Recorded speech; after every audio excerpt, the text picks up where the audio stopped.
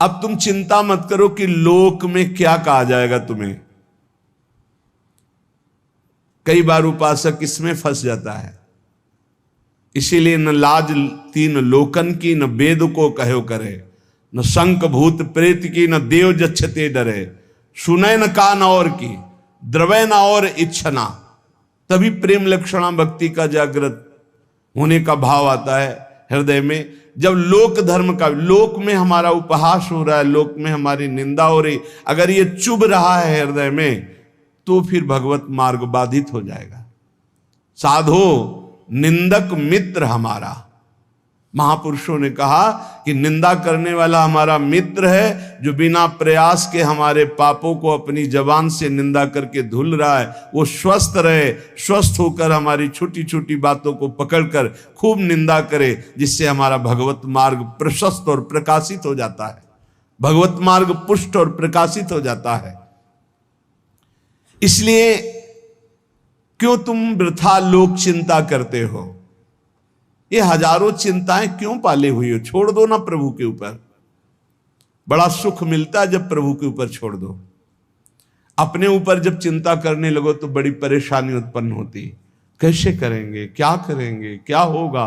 और जब प्रभु के ऊपर छोड़ दो तो सब मंगल होगा। मंगल भवन है, वो मंगल ही करेंगे।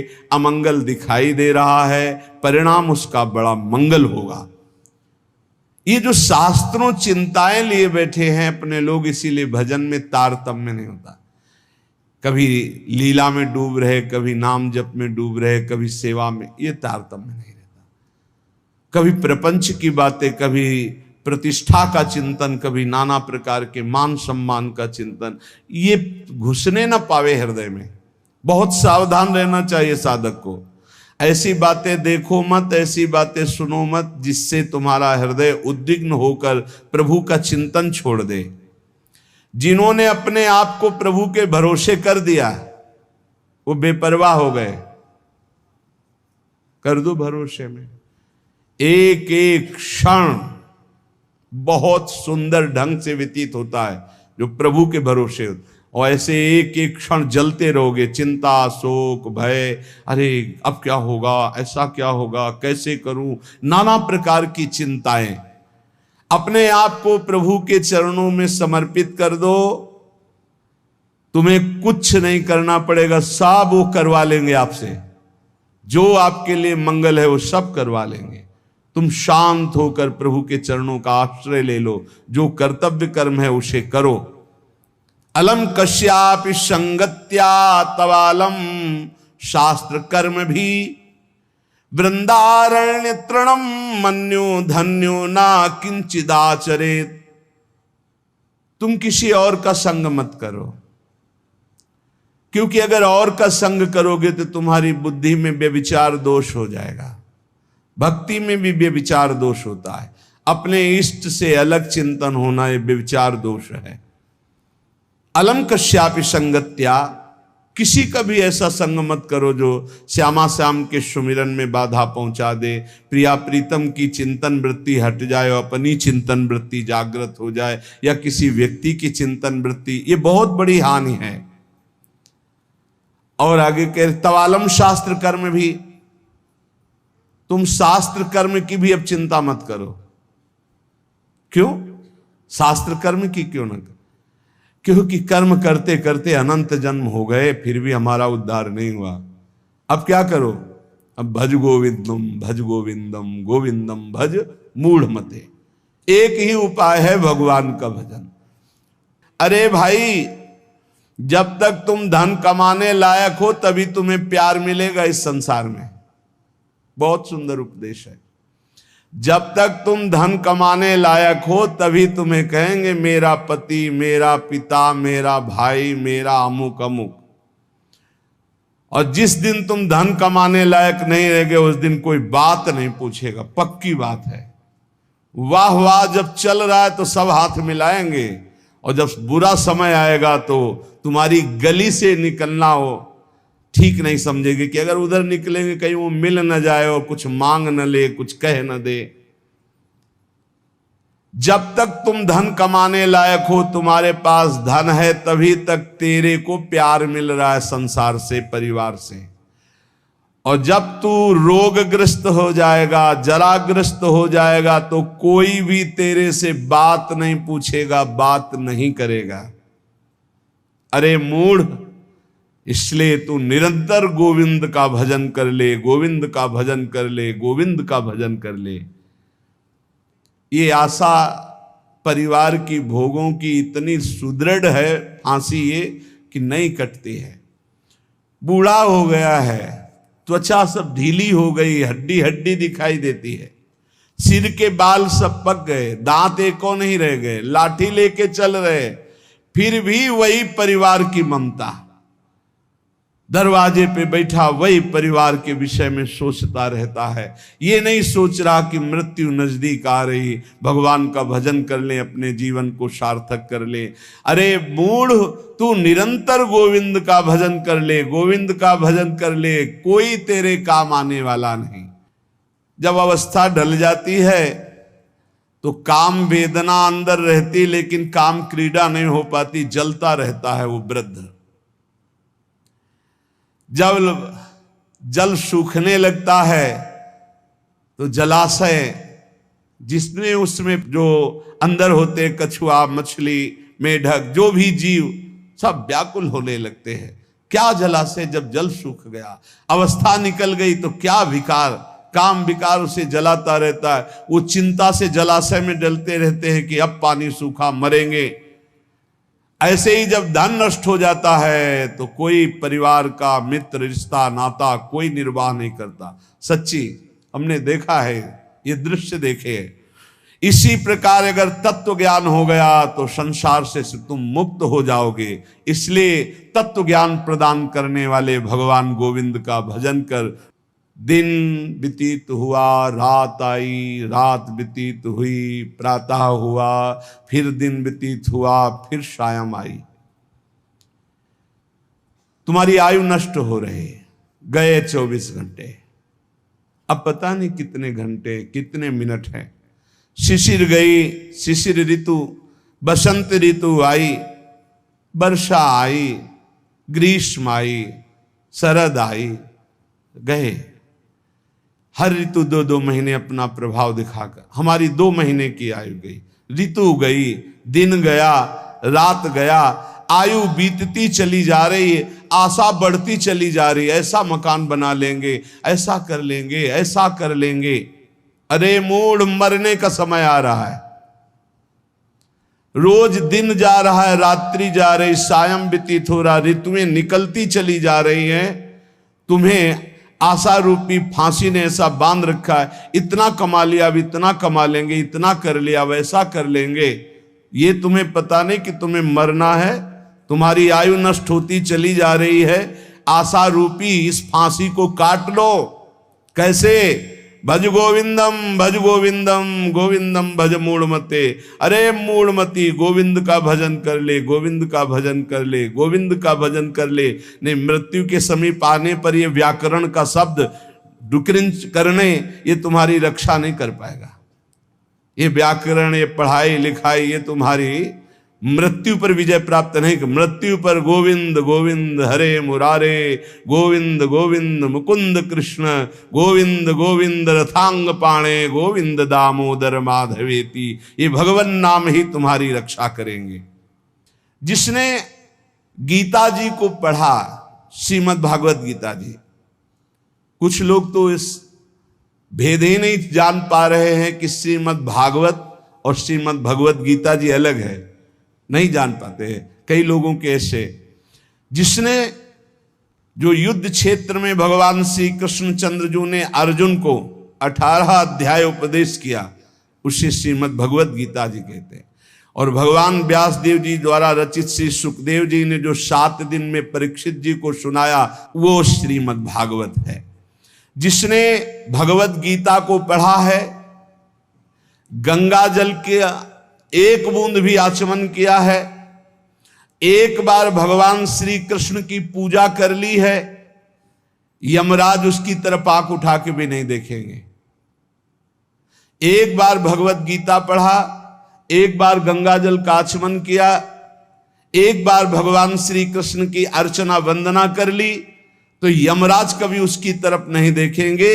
इसलिए एक बार का जब इतना महत्व है तो तू हर समय भज गोविंदम भज गोविंदम भज गोविंदम मूढ़मते, हर समय गोविंद का भजन कर, गोविंद का भजन। अये मूढ़मती, तेरा कोई साथ नहीं देगा, तू गोविंद का भजन कर। कहते हैं कि ये भजन की अवस्था नहीं है, तो कब भजन की अवस्था होती? बाल्यावस्था खेल कूद में चली गई, जवानी स्त्री में आसक्त भोग में चली गई, वृद्धावस्था रुपया पैसा नाती पनातीन की चिंता में चली गई, तो परब्रह्म परमात्मा का भजन करने की कौन सी अवस्था है? अरे जब से होश हो जाए तभी से भजन शुरू कर दो। चेतना जागृत हो, बुद्धि काम करने लगे, राधा राधा राधा, गोविंद गोविंद गोविंद भजन करे। अरे मूढ़, कोई तेरा साथ देने वाला नहीं, इसलिए भज गोविंदम भज गोविंदम। इस संसार में बार बार जन्म होता है, बार बार मरण होता है, बार बार 9 महीने माता के गर्भ में रहना पड़ता है।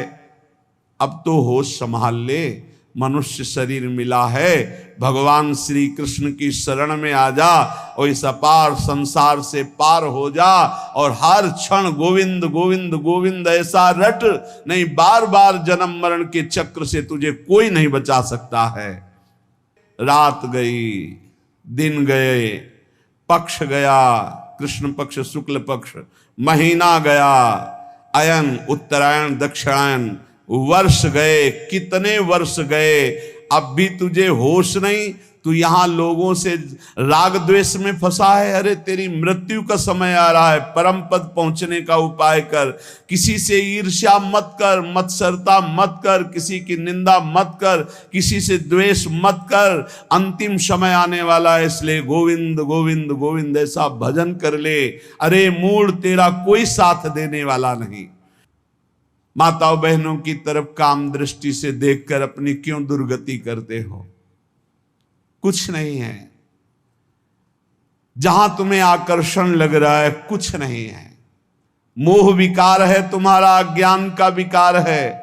बार बार मन में विचार करके उनके चरणों में वंदना करो, उनके प्रति काम भाव करके। गलत दृष्टि से मत देखो, मूढ़, तेरी दुर्गति हो जाएगी। इसके लिए तू गोविंद का भजन कर, गोविंद का भजन कर। माताओं बहनों पर काम दृष्टि करके दुर्गति का कारण मत बन। कष्टम, जरा विचार कर, तू कौन है? कभी बैठकर सोचा कि शरीर में रहते 15 वर्ष हो गए, 30 वर्ष हो गए, 50 वर्ष हो गए, तू शरीर नहीं तो है कौन? कभी सोचा? कष्टम, कौन है तू? और कोहम कुतः आयाता, मैं कौन हूं, कहां से आया हूं? कामे जननी कोमे ताता, असली में मेरा पिता कौन है, माता कौन है? ये तो बनावटी है, कुछ समय के लिए छूट जाएगा शरीर। ये शरीर संबंधी माता पिता है, लेकिन मैं कौन हूं? मैं कहां से आया हूं? मुझे कहां जाना है? मेरा असली कौन संबंधी है? कभी विचार किया? नहीं विचार किया, इसीलिए संसार में फंस गया।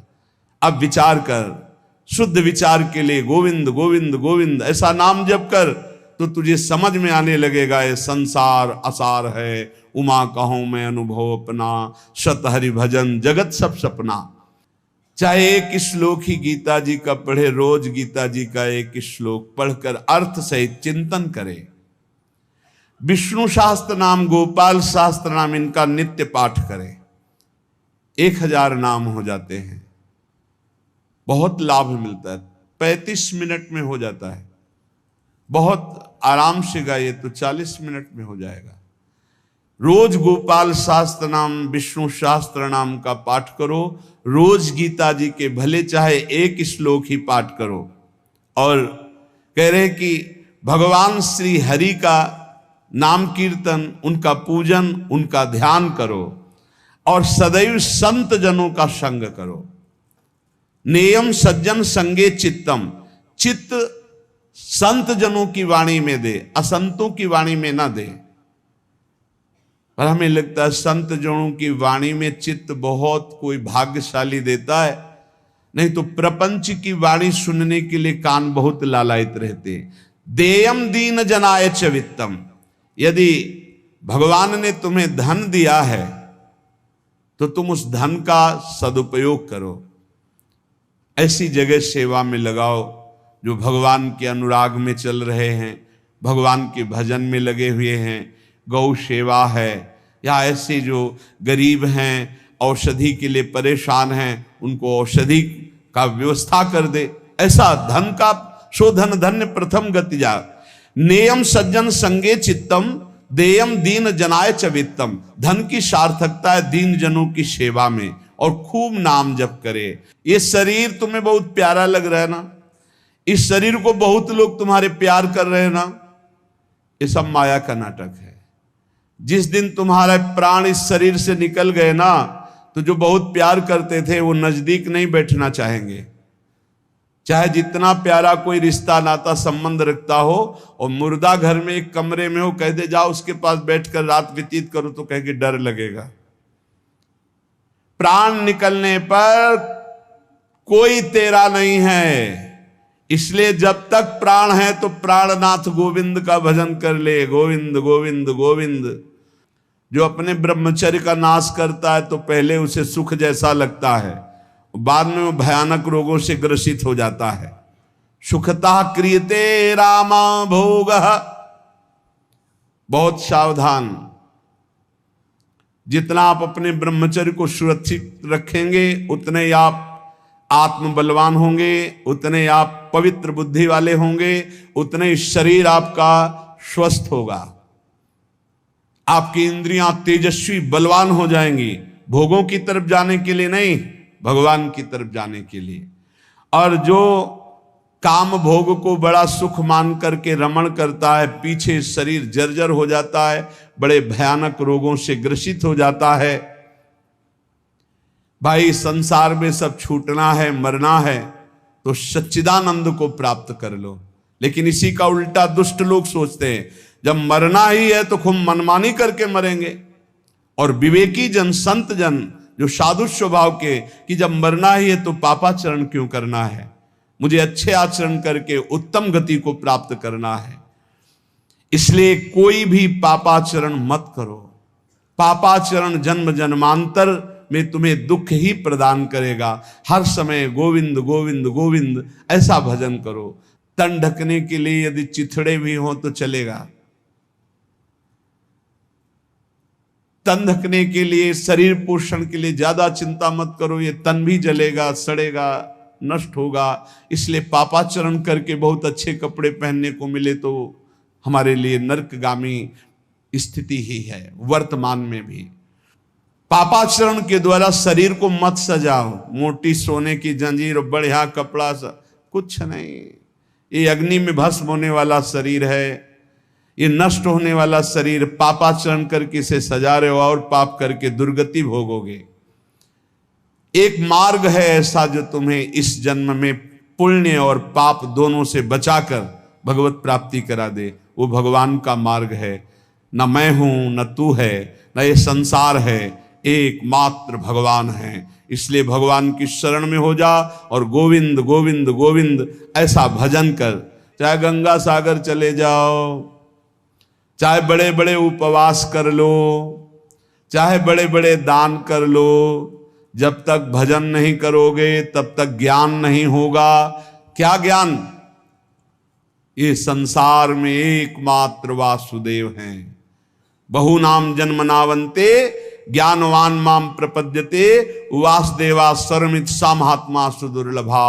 एकमात्र भगवान सर्वत्र है। ये अनुभूति जब तक नहीं होगी तब तक संसार चक्र में तुम्हें बार बार आना पड़ेगा। तो ये ज्ञान कैसे होगा? बोले निरंतर नाम जप करने से। चाहे गंगा सागर दौड़ आओ, चाहे बड़े बड़े उपवास कर लो, चाहे खूब दान कर लो, जब तक भजन नहीं करोगे तब तक शुद्ध ज्ञान नहीं होगा। और शुद्ध ज्ञान हुए बिना सर्वान वस्तुतया निरीक्ष परम स्वाराध्य बुद्धिर्मम, आपको भगवत प्राप्ति नहीं होगी। इसीलिए कह रहे बार बार गोविंद का भजन कर, बार बार गोविंद का भजन कर। श्रीपाद प्रबोधानंद जी इसीलिए कह रहे अलम कश्यापि संगत्या तब आलम शास्त्र कर्म भी। जीव भगवान से विमुख होकर संसार को सत्य मानकर इंद्रियों के द्वारा भोगे जाने वाले विषयों में सुख बुद्धि करके, धन मान प्रतिष्ठा कीर्ति इनमें सुख बुद्धि करके वो भगवान से विमुख हो गया है। वो अज्ञान में ही अपने को सुखी मानता है। कोई बिरला ऐसा है जो अज्ञान का त्याग करके भगवान की शुद्ध भक्ति में अपने चित्त को जोड़ पाता है। श्रीपाद कह रहे हैं बिना वृंदावन की कृपा के, बिना वृंदावन के रसिकों का संग किए, बिना वृंदावन की रजरानी का सेवन किए प्रेम लक्षणा भक्ति जागृत नहीं होती। क्योंकि प्रेम समुद्र है वृंदावन, और हमारे अनंत जन्मों के ऐसे अपराध, इस जन्मों के ऐसे पाप हैं जो विशुद्ध प्रेम लक्षणा भक्ति में प्रवेश होने नहीं देंगे। तो इन महत पापों का नाश श्री धाम वृंदावन का आश्रय वास ये नष्ट कर देता है, बड़े बड़े अपराधों को धूल धूसरित कर देता है। श्रीपाद कह रहे हैं संतु विधर्मा सतसः सद्धर्मायान्तु सर्वेस्तम यदि वृंदावन मंगी कुरुते मम का तदा चिंता। यदि श्री जी की कृपा से वृंदावन ने मुझे स्वीकार कर लिया, कैसे हम जाने कि हमें वृंदावन ने स्वीकार कर लिया? जब हमारे हृदय में एक आश्रय जागृत हो जाए कि हमसे साधन तो भले उस कोटि का नहीं बनता, पर वृंदावन धाम की कृपा है। वृंदावन की कृपा से वृंदावन के अतिशय लाडले युगल सरकार हमको इसी जन्म में प्राप्त हो जाएंगे। वृंदावन हमारा प्राण है, जीवन है। भले हम अखंड वास नहीं कर पाते, पर वृंदावन ही हमारा सर्वस्व है। संत विधर्मा सतसः बहुत गूढ़ विषय है। कह रहे हैं हजारों हजारों अधर्म हो गए हों तो भी तुम्हें प्रियालाल की प्राप्ति हो जाएगी। विश्वास करो, ये धाम बहुत पावन करने वाला है। पवित्रता का मूर्तिमान स्वरूप गंगा जी, वहां भी अवगाहन हुआ है, तीर्थों का भी अवगाहन हुआ है और पवित्र क्षेत्रों का भी अवगाहन हुआ है। पर श्री धाम वृंदावन अमोघ है। जब तक आपका हृदय पावन नहीं है तो आप इसका अनुभव नहीं कर सकते हैं। लेकिन आप किसी भी तरह से वृंदावन के प्रति श्रद्धा कर लीजिए, विश्वास कर लीजिए, तो आपको अनुभव में आएगा। जिसे वृंदावन रूपी महामहिम धाम का अवगाहन करने को मिला, फिर उसकी इच्छा किसी और तीर्थ या और महत स्थानों की तरफ नहीं जा सकती। अगर जा रही है तो अभी अवगाहन नहीं हुआ। पाए रतन चीन्हो नहीं, करते दीन्हो डार, ये माया श्री कृष्ण की मोहे सब संसार। अगर वृंदावन मिला, महामहिम वृंदावन ने कृपा करके अपने में आश्रय दिया या वास दिया, और आप उसे छोड़कर अन्य किसी तीर्थ में पावन होने की इच्छा रखते हैं, तो रतन को नहीं पहचान पाए इसलिए फेंक दिया और कांच को उठा लिया। पाए रतन चीन्हो नहीं, दीन्हो करते डार, हाथ से छोड़ दिया। धाम के वास मात्र से श्रीपाद कह रहे हैं कुरते मम का तदा चिंता। अब मुझे कोई चिंता नहीं, भगवत प्राप्ति पक्की। हमारा मन नहीं लगता, हमारा मन विकारी है, ऐसा ये सब नष्ट हो जाएगा। कृपा एक बहुत बड़ा प्रवाह है। जीव सरिता सावन जल उमगत सन्मुख सिंधु सिधारे, कोई रोक ले। जब सावन में अच्छी वर्षा होती और बाढ़ आती है तो सीधे समुद्र की तरफ उफनती हुई यमुना जी या गंगा जी जा रही, कोई रोक के दिखाए। ऐसे ही जब कृपा का उफान होता है तो कैसा भी पातकी जीव क्यों न हो, वो परम पद को प्राप्त कर लेता है। और कह रहे हैं सतसा सद्धर्मायांतु, यदि सैकड़ों प्रकार के तुमने सद्धर्मों को लुप्त कर दिया, बड़े आदेशों का खंडन किया, शास्त्राज्ञा का खंडन किया, संतों की अवहेलना कर दी, वैष्णवों का अपराध कर दिया, तो भी डरो मत, सीधा हम वृंदावन आ जाओ। वृंदावन का रज का सेवन, ठाकुर जी के दर्शन, चरणामृत का पान, वृंदावन की परिक्रमा, यमुना के किनारे बैठकर नाम कीर्तन, इस सब पापों को नष्ट कर देगा। पर उसमें एक नियम लेना होगा कि आगे से हमारे द्वारा पाप नहीं होंगे। यदि ऐसा नियम नहीं लोगे तो बार बार फिर वो प्रायश्चित नहीं माना जाता, फिर उसको भोगना पड़ता है। प्रायश्चित तब माना जाता है कि आज तक हुआ, आज के बाद मैं नहीं करूंगा, और पक्का नियम ले ले। फिर कोई व्यवस्था में त्रुटि हो जाती है तो भगवान जानते हैं कि उनकी प्रबल माया है, फिर क्षमा कर देते हैं।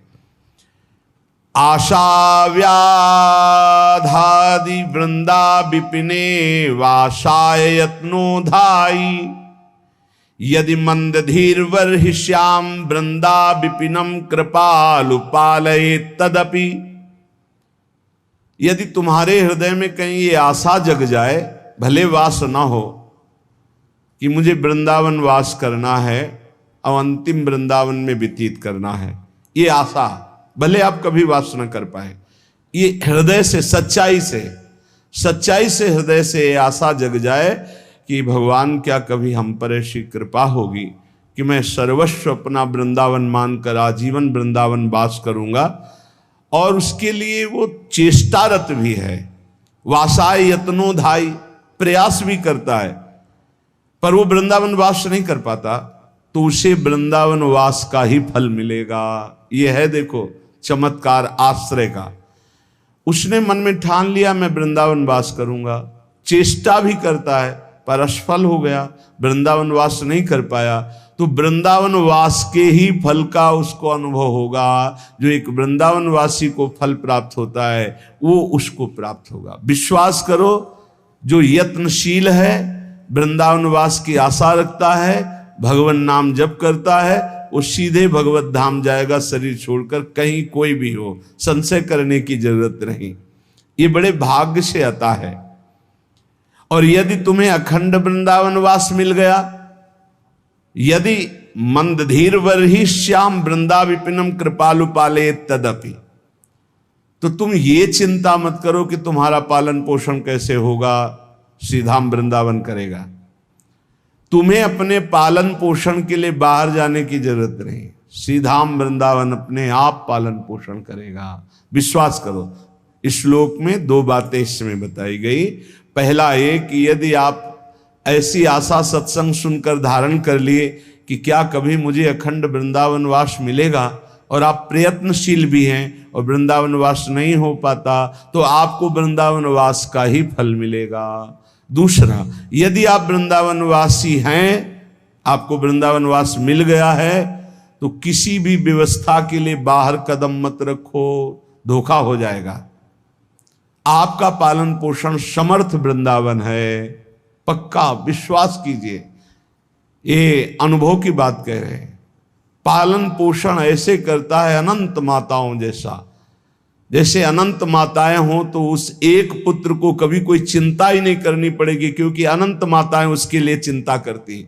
ऐसे वृंदावन सर्वस्व सुख प्रदान कर देता है। जब तक हमारी अंदर से सही शरणागति वृंदावन के प्रति नहीं होती, तभी तक भटकना है, चिंता है, शोक है। नहीं तो आप निश्चिंत बेपरवाह हो जाइए, ये धाम अपने प्रताप से आपका परम कल्याण, परम मंगल कर देगा।